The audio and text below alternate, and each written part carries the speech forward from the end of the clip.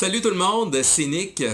Dans cette vidéo, je vous propose de vous parler des émotions, encore des émotions, parce que cette notion-là est très importante. On vit des émotions tous les jours et évidemment, les émotions ont une longue histoire et elles n'ont pas toujours eu bonne presse. Alors, il y a beaucoup de préjugés associés aux émotions, il y a beaucoup d'idées fausses qui nous empêchent souvent d'améliorer les choses quand on veut bien vivre dans notre vie et avec nos émotions.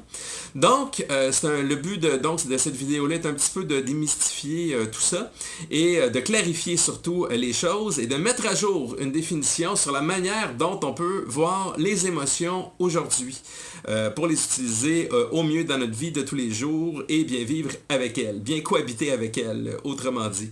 Alors, bonne écoute et à très bientôt. De quoi on s'aperçoit d'abord?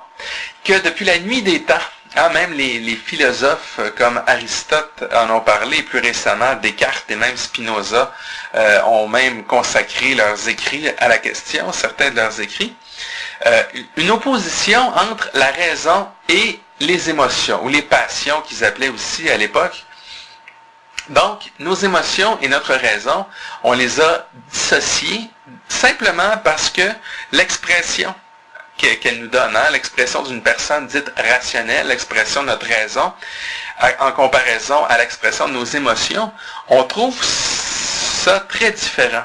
Pourtant, des recherches récentes en neuropsychologie, par exemple, et c'est entre autres ce à partir de quoi Daniel Goleman se base dans ses recherches pour nous expliquer comment fonctionne l'intelligence émotionnelle.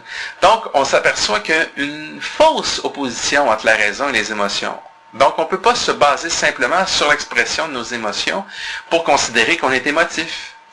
La raison et l'émotion sont les deux faces d'une même médaille.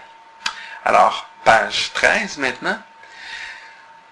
Qui a souligné davantage cette constatation-là? Eh bien, c'est le directeur du département de neurologie de l'Université de l'Iowa, Antonio Damasio, neuropsychologue, qui, en faisant plusieurs recherches, a démontré le rôle fondamental que jouaient les émotions, pas simplement dans l'expression émotionnelle, comme lorsque l'on est joyeux ou triste, mais dans des activités beaucoup plus fondamentales, comme la possibilité même de prendre une décision. Et c'est ce que je mentionne ici, les émotions sont impliquées dans la prise de décision rationnelle aussi. Et Damasio souligne dans une maladie qui consiste à voir disparaître l'utilisation d'une bonne partie de nos émotions. Cette maladie-là s'appelle l'alexithymie et découle de problèmes neurologiques directement.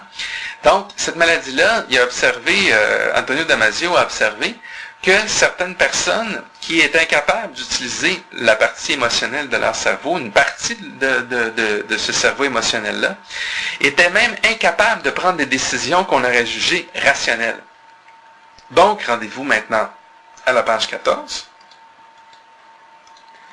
La manière dont nous voyons les émotions aujourd'hui.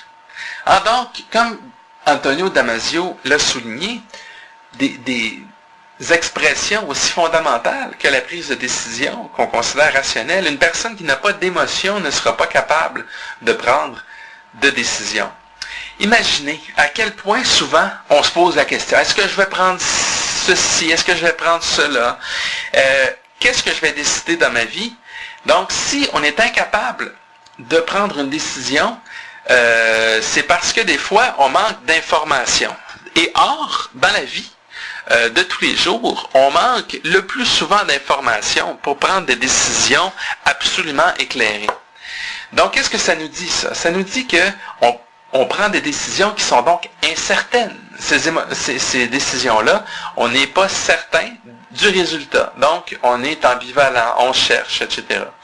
Mais si nos émotions ne nous aidaient pas, on ne serait jamais en mesure de prendre des décisions dites sous incertitude, des décisions où on ne peut pas déterminer l'issue des événements. Donc, dans la vie de tous les jours, vous prenez des décisions qui sont incertaines. Et donc, si vos émotions n'existaient pas, vous seriez handicapé de façon incroyable parce que vous ne seriez pas capable de prendre ces décisions-là. Donc, ce que ça nous dit maintenant, toujours page 14, nos émotions initient, soutiennent et gèrent nos activités quotidiennes.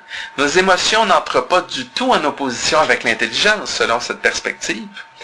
Enfin, les émotions entrent dans la définition d'une intelligence plus complète. Mais ça, c'est seulement récemment que l'on a observé ceci, puisque avant, comme on voyait d'entrée de jeu, et encore aujourd'hui, il y a des présupposés négatifs associés aux émotions.